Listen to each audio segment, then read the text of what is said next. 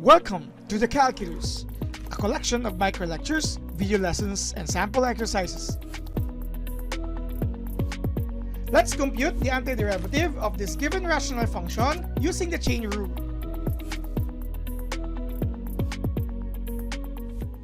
We are given here with another function, so we are going to have the integral of 1 over x plus 9 to the power of 4 dx. And we are told to use here the chain rule.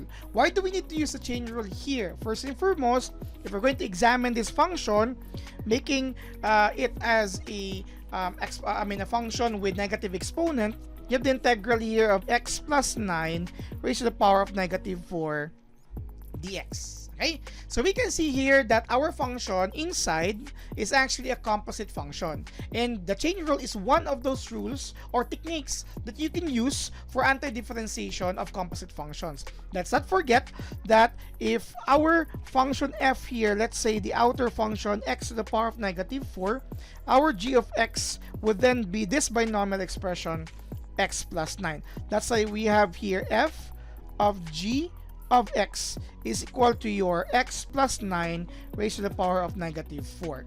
So since it's a composite function, let's use the chain rule. The chain rule allows us to integrate such composite function, but adding here the derivative of g of x before your dx, in order for us to say that this will be equivalent to the antiderivative of your outer function with respect to your inner function plus c.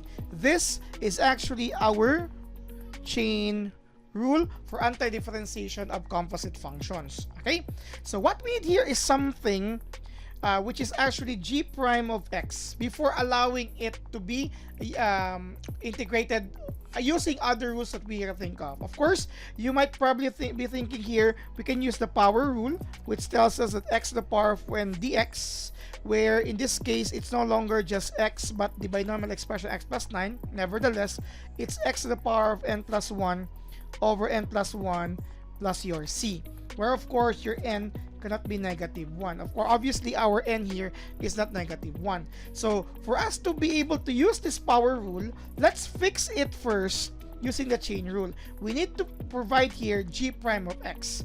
Since this is our g of x, g prime of x, or the function inside another function, its derivative is just equal to 1 dx, right? Or just simply 1 just for the idea of g prime of x. So basically we just need to introduce here 1, which is already there. Okay, that's why I started with this example before moving to another example, for us to understand the concept of your chain rule. So nevertheless, 1 is already there, so that's already okay here. So this time it now fits the chain rule, since we have here the composite function and the derivative of your innermost function x plus 9, which is 1 dx. Now that we have that, we are going to identify now the antiderivative of your outer function, treating this as 1.